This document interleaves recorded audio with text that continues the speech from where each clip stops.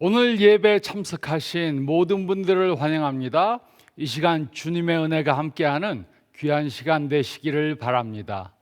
우리는 지금 은혜라는 설교 시리즈를 하고 있습니다. 우리는 이번 시리즈 동안 하나님이 우리들에게 베풀어 주신 그 은혜에 대해 생각해 보고 있습니다. 첫째 주에는 태초에 나타난 하나님의 은혜에 대해 생각해 보았습니다. 둘째 주에는 십계명에 나타난 하나님의 은혜에 대해 생각해 보았습니다. 그리고 오늘은 족보에 나타난 하나님의 은혜에 대해 생각해 보겠습니다. 저는 목사이기 때문에 불편한 경우를 당할 때가 있습니다. 저는 별로 목사의 티를 내지 않는데, 목사 티를 내려고 하지도 않는데, 어떤 사람들은 제가 목사인 것을 알면 저를 불편해합니다. 어떤 사람들은 제가 목사인 것을 알면 자신이 말을 함부로 한 것에 대해서 사과합니다. 어떤 여자분들은 옷에 단추를 하나 더 잠깁니다. 술을 드시던 분은 술병을 감춥니다. 담배를 피시던 분은 담배를 얼른 버립니다. 어떤 사람들은 제가 목사인 것을 알면 저에게 왜 자신이 교회에 나가고 있지 못하는가 설명하려고 합니다. 또 어떤 사람들은 저에게 자신의 죄를 고백합니다. 그런데 이와 정반대로 행동하는 사람들도 있습니다. 어떤 사람들은 제가 목사인 것을 알면 저와 상종하지 않으려고 합니다. 저는 그렇게 나쁜 사람도 아닌데 저에게 공연히 화를 냅니다. 그런데 우리가 성경에 기록되어 있는 예수님에 대한 말씀을 읽어보면 사람들은 예수님께 이렇게 대하지 않았습니다. 성경을 보면 예수님과 정반대의 삶을 살던 사람들도 예수님을 좋아했습니다. 예수님을 존경했을 뿐만 아니라 그들은 예수님을 진실로 좋아했습니다. 그들은 예수님 앞에서 편애했습니다. 편안해했습니다. 그들은 예수님을 자신들의 집에 초대했습니다. 또 그들은 자신들과 비슷한 처지에 있던 사람들을 초대해서 예수님을 만나게 했습니다. 그런데 이보다 더 중요한 것은 예수님께서는 자신과 비슷하지 않은 사람들을 좋아하셨다는 것입니다. 예수님은 그들과 지내는 것을 부담스러워하지 않으셨습니다. 예수님은 하나님으로부터 멀리 떨어져 있던 사람들을 이렇게 오게 하시고 그 사람들과 함께 어울리셨습니다. 그리고 예수님은 하나님으로부터 멀리 떨어져 살던 사람들을 찾아가서 만나셨습니다. 예수님은 또 그들에게 나를 따르라 이렇게 초대해 주셨습니다. 그리고 오늘 우리는 이렇게 예수님께 초청을 받은 사람에 대해 생각해 보겠습니다. 그는 예수님께 초청받기에 적합한 사람이 아니었습니다. 그는 세리로 일하던 레위라는 사람이었습니다. 레위는 물론 자신의 삶에 대해 부끄럽게 생각했을 것입니다. 그는 레위 족속의 이름을 따 레위라는 이름을 갖고 있었지만 그는 로마를 위해 세금을 걷던 사람이었습니다. 그는 로마를 위해 자신의 백성들에게서 세금을 걷어서 부자가 된 사람이었습니다. 그래서 이 당시 이스라엘 사람들은 세리들을 매국노로 여겼습니다.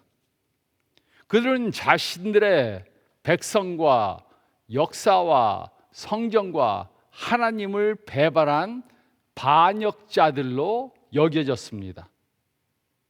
그의 부모는 야곱의 셋째 아들이었던 레위의 이름을 따서 그의 이름을 지었습니다. 출애굽 때 다른 족속들은 전부 다 금송아지에 경배했는데 레위 족속들만 경배하지 않았습니다. 그 우상에게 절하지 않았습니다. 그래서 하나님은 그들로 제사장 족속이 되게 하셨습니다. 어느 사람이든 로마를 위해 일하던 사람은 반역자로 여겨졌습니다. 그러나 더더욱이 레위의 자손이 세리가 된 것은 용납될 수 없었던 것이었습니다. 이런 배경을 가진 사람에게 갈릴리 출신의 랍비가 그를 제자로 부른 것은 매우 납득하기 어려운 일이었습니다. 그 세리는 예수님을 따르면서 더 많은 이해할 수 없는 일들을 경험하게 되었습니다. 그리고 그는 그의 경험을 통해 새로운 사람으로 변화되었습니다. 그래서 그는 자신의 이름까지도 마태로 바꿨습니다. 그는 마태라는 새로운 이름을 받고 첫 번째 복음서를 기록한 사람이 되었습니다. 예수님의 제자가 된 후 마태는 많은 것들을 예수님을 통해 배웠습니다. 그는 예수님의 죽으심과 부활과 승천을 목격했습니다. 그리고 여러 해가 지난 후에 그는 예수님께서 인간들을 용서해 주시고 구원하시기 위해 이 세상에 오신 것에 대해 기록하게 되었습니다. 그리고 자신의 복음서를 시작하면서 그는 아브라함으로부터 시작해서 마리아의 남편인 요셉에게 오기까지 족보를 16절에 걸쳐서 기록했습니다. 그 이유가 무엇이었습니까? 마태는 왜 그의 복음서를 족보로 시작했습니까? 어떤 사람들은 마태는 예수님이 유다의 자손으로 나신 메시아란 것을 강조하기 위해 이 족보를 기록했다고 말합니다. 그 이유는 만약 예수님께서 유다의 자손으로 오시지 않았다면 메시아일 수 없었기 때문입니다. 그래서 마태는 예수님을 아브라함, 이삭, 야곱, 유다, 다윗의 자손인 것을 강조했습니다. 그러나 마태는 이것만을 강조하기 위해 이 족보를 기록한 것은 아닙니다. 마태는 이 족보를 통해 또 다른 매우 중요한 메시지를 전하기 원했습니다. 그래서 마태는 보통 족보에 들어가지 못할 인물들, 그러한 사람들의 이름들을 기록했습니다. 여자들의 이름을 기록하고 별로 중요하게 생각되지 않는 사람들을 기록했습니다. 마태는 이 족보를 통해 하나님은 이스라엘 백성들 뿐만 아니라 이방인들도 사랑하시고 아무리 극한 죄를 범한 그러한 사람일지라도 용서해 주시는 분이라는 사실을 강조했습니다. 그리고 마태는 하나님은 부적절하게 생각되는 사람들까지도 선택하셔서 사용하신다는 사실을 강조해서 기록했습니다. 마태는 이 사실을 누구보다 더 잘 알고 있었습니다. 그 이유는 그는 자신도 하나님께 쓰임받기에 부적절한 사람이란 것을 잘 알고 있었기 때문입니다. 그래서 마태는 아주 비정상적인 족보를 기록했습니다. 예수님은 유다 자손으로 난 유대인이십니다. 그는 다윗의 자손으로 오신 왕이십니다. 그리고 그는 하나님의 은혜를 입은 사람들의 혈통을 통해 오신 하나님의 은혜의 증거이십니다. 그러므로 마태는 마태복음 1장에 기록한 예수님의 족보를 통해 하나님의 은혜에 대해 다음과같이 기록했습니다. 첫째로 1절과 2절 말씀을 보면 우리는 하나님의 은혜로 선택받았습니다. 우리는 하나님의 은혜로 선택받았습니다. 중요한 사람에 대해 족보를 기록하는 것은 새로운 것이 아니었습니다. 그 당시 돈이 많거나 유명한 사람들은 사람을 고용해서 자신의 지위를 높이기 위해 족보를 기록하게 했습니다. 그래서 그들은 조상들의 좋은 점들을 과장해서 기록하고 또 좋지 않은 점들을 족보에서 빼도록 했습니다. 그래서 족보에는 항상 빠진 부분들이 있기 마련이었습니다. 그러나 마태는 이와 정반대로 예수님의 족보를 기록했습니다. 마태는 누가 누구를 낳고 라는 말을 기록하면서 예수님의 가문에 들어가기에 결점이 있는 사람들의 이름을 강조해서 기록했습니다. 예수님의 족보에는 가문의 불명예를 가져다 준 그런 사람들의 이름이 특별히 강조돼서 기록되었습니다. 1절은 다음과 같이 기록했습니다. 아브라함과 다윗의 자손 예수 그리스도의 세계라. 마태는 예수님의 족보를 아브라함으로부터 시작해서 기록했습니다.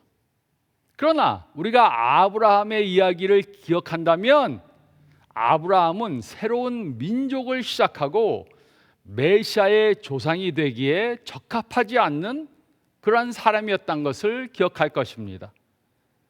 그는 자신의 생명을 보존하기 위해서 자신의 아내에 대해 2번이나 거짓말을 했습니다. 이 여자는 내 아내가 아니다. 이렇게 2번이나 거짓말을 했습니다. 또 그는 참을성 있게 하나님의 약속을 기다리지 못하고 여종을 통해 아들을 가짐으로 지금도 문제가 되는 중동의 역사를 만들어냈습니다. 그러나 하나님은 그의 은혜로 그를 선택해서 이스라엘 민족을 시작하셨습니다. 2절은 또 이렇게 기록했습니다. 아브라함이 이삭을 낳고 이삭은 야곱을 낳고 야곱은 유다와 그의 형제를 낳고. 이곳에 그의 형제라는 말은 예수님의 족보에 들어갈 필요가 없는 단어였습니다.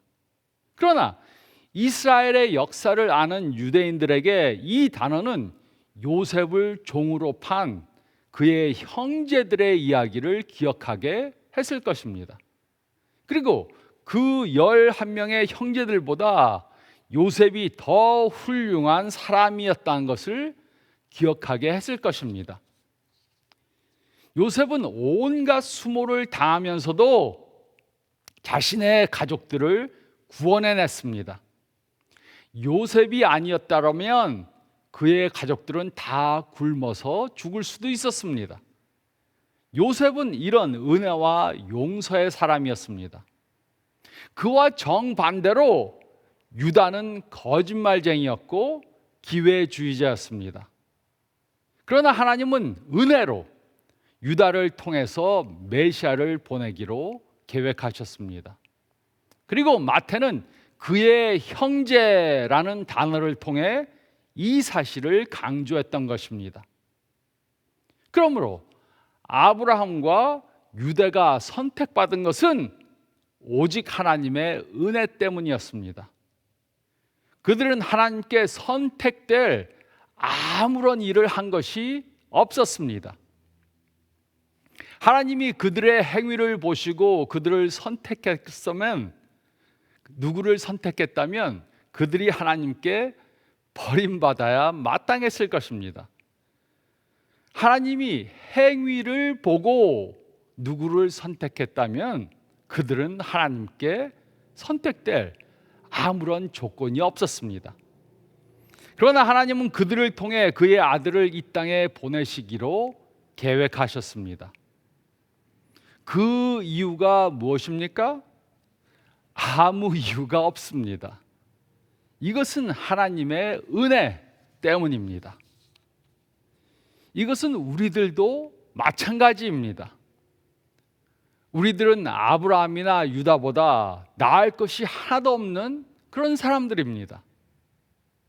그럼에도 불구하고 하나님은 우리를 그의 자녀로 삼으셨습니다. 우리를 선택해 주셨습니다. 하나님이 우리를 선택해야 할 어떤 이유가 있었습니까? 아무 이유도 없었습니다. 이것은 100% 하나님의 은혜입니다. 우리는 그의 은혜로 선택받았습니다. 우리는 그의 은혜로 선택받았습니다. 둘째로 3절로 6절 상반절 말씀을 보면 우리는 하나님의 은혜로 용서받았습니다. 우리는 하나님의 은혜로 용서받았습니다. 3절은 다음과 같이 기록했습니다. 유다는 다말에게서 베레스와 세라를 낳고 베레스는 헤스론을 낳고 헤스론은 람을 낳고. 이곳에 다말이 나옵니다. 그런데 마태는 왜 여자의 이름을 족보에 기록했습니까? 동양에서와 같이 이 당시 근동에서는 여자들의 이름을 족보에 기록하지 않았습니다. 그런데 왜 마태는 다른 여자도 아닌 다말의 이야기를 이곳에 기록했습니까? 이곳에 다말에 대한 이야기는 베레스와 세라를 낳게 된 아주 불미스러운 사건을 생각나게 합니다. 성경을 보면 다말은 자신의 시아버지 유다를 속여서 그와 동침해서 베레스를 낳았습니다. 그러나 하나님은 다말을 사용해 메시아가 오도록 하셨습니다. 다말이 유다와 함께 태어나게 한 베레스를 통해 메시아가 이 세상에 오게 된 것입니다. 그리고 4절에는 누가 누구를 낳았다는 말씀을 계속해서 하다가 5절에 또 다른 여인의 이름이 나옵니다. 5절 상반절은 다음과 같이 기록했습니다. 살몬은 라합에게서 보아스를 낳고. 마태는 왜 사라나 르브가의 이름을 빼놓고 라합의 이름을 이곳에 포함시켰습니까? 라합은 이스라엘 사람도 아니었습니다. 그녀는 창녀로 살던 이방인이었습니다. 그러나 마태의 생각에는 그녀의 이름을 쓰는 것이 존경할 만한 여인들의 이름을 쓰는 것보다 더 중요했습니다. 그 이유가 무엇이었습니까? 마태에게는 하나님의 은혜로 이방인의 도시였던 여리고 성에서 살다가 회개하고 하나님을 믿은 그 여인의 이름을 기록하는 것이 더 중요했기 때문입니다. 하나님은 그의 은혜로 그녀가 이스라엘의 일원이 되고 미래 왕들의 조상이 되고 그녀를 통해 메시아가 오게 된 것입니다. 그렇게 하나님께서 계획하시고 사용하셨습니다. 용서해 주시고 사용한 것입니다. 또 5절 하반절에서 6절 상반절은 다음과 같이 기록했습니다. 보아스는 룻에게서 오벳을 낳고 오벳은 이새를 낳고 이새는 다윗 왕을 낳으니라. 라합에 비하면 룻은 윤리적인 삶을 살던 사람이었습니다. 그녀는 자신의 시어머니였던 나오미를 아주 잘 섬겼습니다. 그러나 룻도 라합과 같이 이방인이었습니다. 그녀의 부모는 우상을 섬기던 모압 사람이었습니다. 그러나 그녀는 하나님의 은혜로 다윗 왕의 증조모가 되었던 것입니다. 그러므로 마태는 하나님은 여러 죄인들을 다 사용하셔서 또 여러 이방인들을 다 사용하셔서 그들을 통해 메시아가 이 땅에 오도록 했다는 것을 말해준 것입니다. 하나님은 그의 은혜로 그들을 용서해 주시고 사용해 주셨습니다. 이것은 우리들도 하나님께 용서받고 사용받을 수 있다는 가능성을 보여줍니다. 이들과 마찬가지로 우리도 모두 다 죄를 지은 죄인들입니다. 죄를 짓지 않은 사람은 한 사람도 없습니다. 그러나 하나님께서는 그의 은혜로 우리를 용서해 주시고 우리를 사용해 주십니다. 저도 20세가 되어서 예수님을 믿고 그리스도인이 되었습니다. 죄인으로 살던 저를 용서해 주시고 구원해 주셨습니다. 그뿐만이 아니고 또 저를 목사로 부르셨습니다. 제가 목사로 사용받기 위해서 한 것이 하나도 없습니다. 목사로 부름받을 조건이 하나도 없었습니다. 하지만 하나님은 저를 목사로 불러주시고 지난 40년간 사용해 주셨습니다. 이것은 100% 하나님의 은혜입니다. 그리고 누구나 다 저와 똑같은 간증을 할 것입니다. 우리가 하나님의 용서를 받고 지금의 우리가 된 것은 100% 하나님의 은혜입니다. 우리는 하나님의 은혜로 용서받았습니다.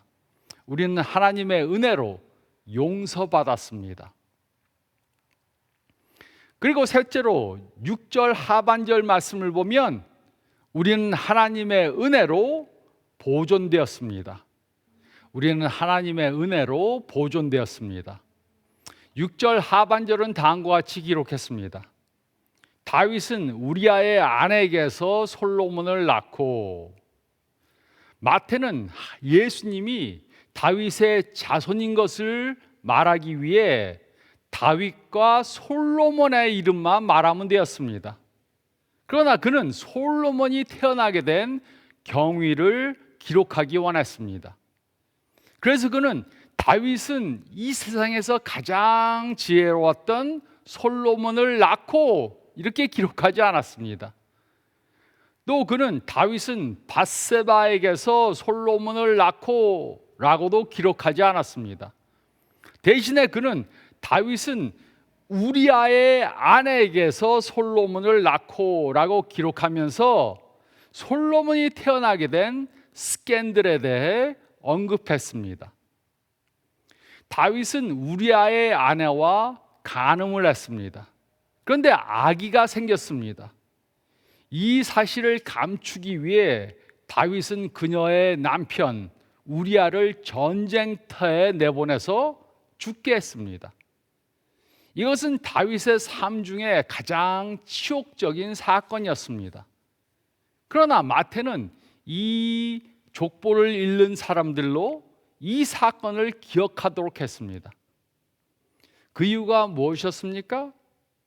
그는 우리들로 하여금 우리는 그의 은혜로 선택받았을 뿐만 아니라 그의 은혜로 살고 있다는 것을 기억하도록 하기 위해서 한 것입니다.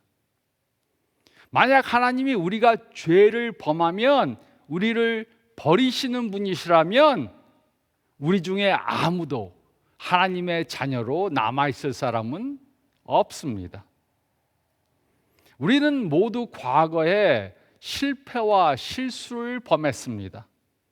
그리고 우리는 미래에도 실패와 실수를 계속해서 범할 것입니다.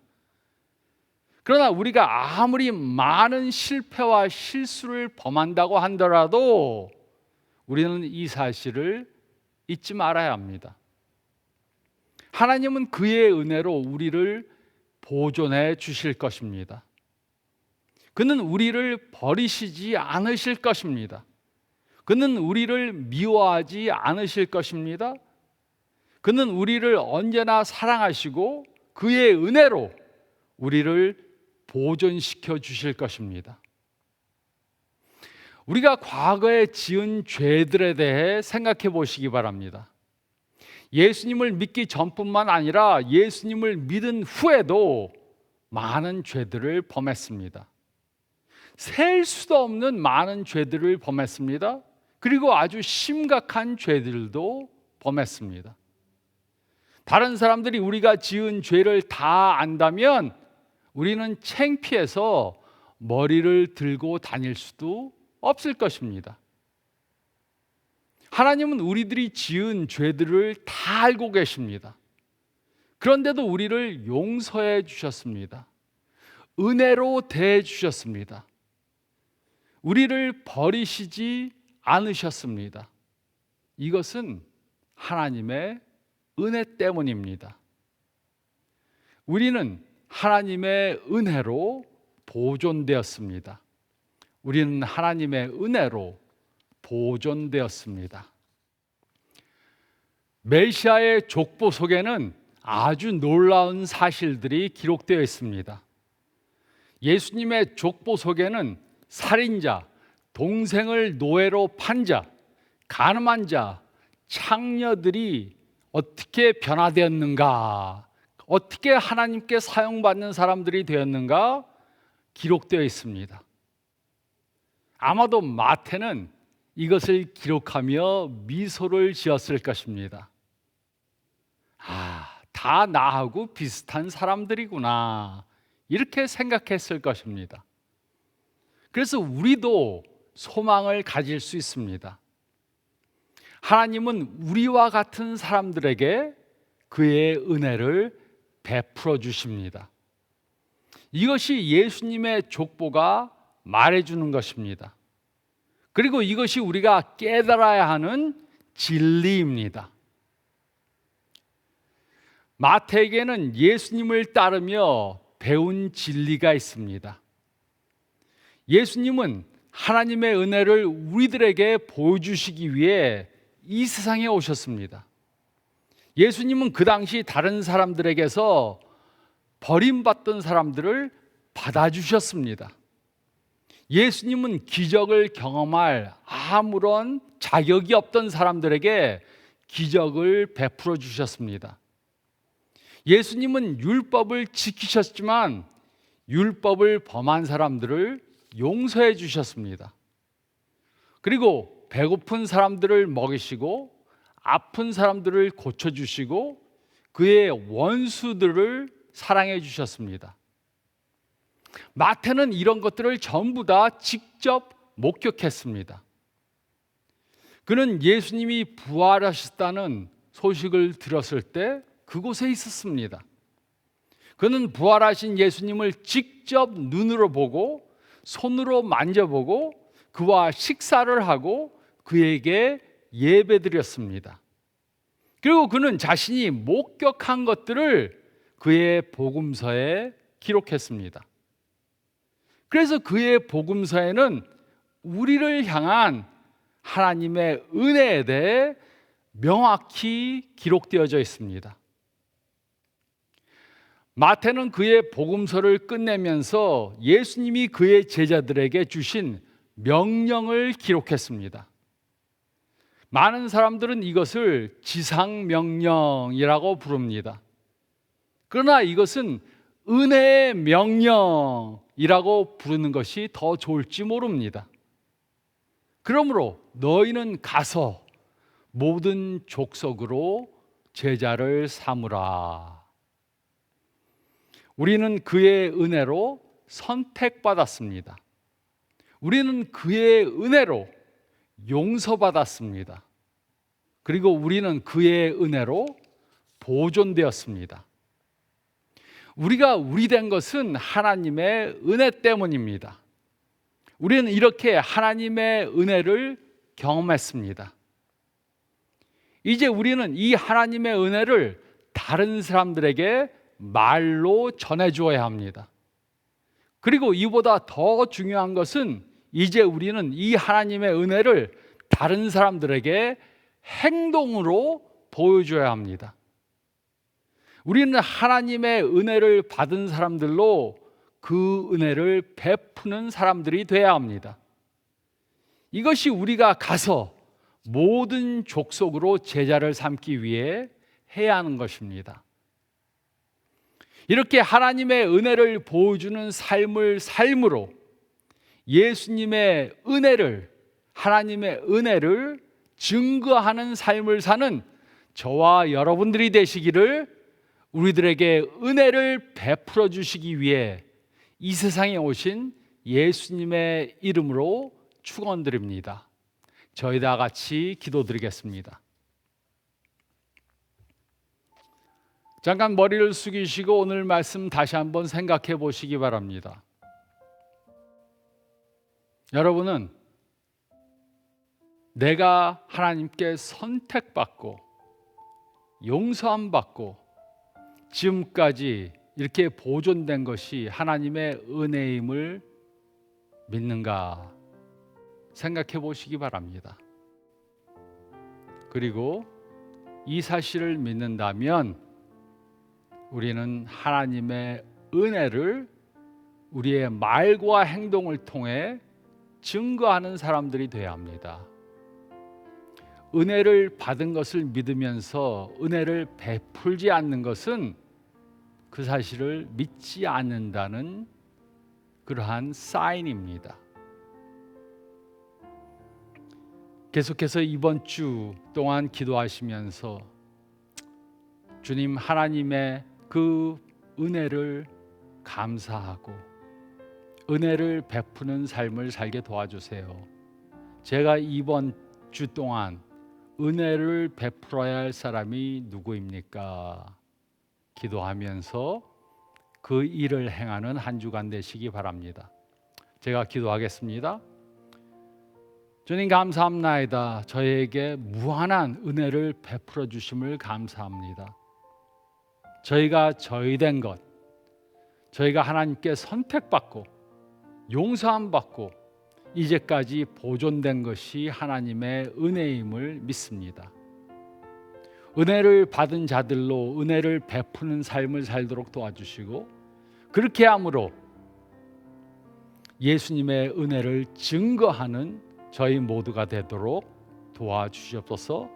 이번 한 주 동안 이 말씀 붙잡고 말씀을 적용하는 삶 살게 도와주시옵소서. 감사드리오며 이 모든 말씀 우리 주님 예수 그리스도의 이름 받들어 간절히 기도드리옵나이다. 아멘. 이렇게 은혜를 베푸는 한 주간 되시기 바랍니다. 건강하시기 바랍니다.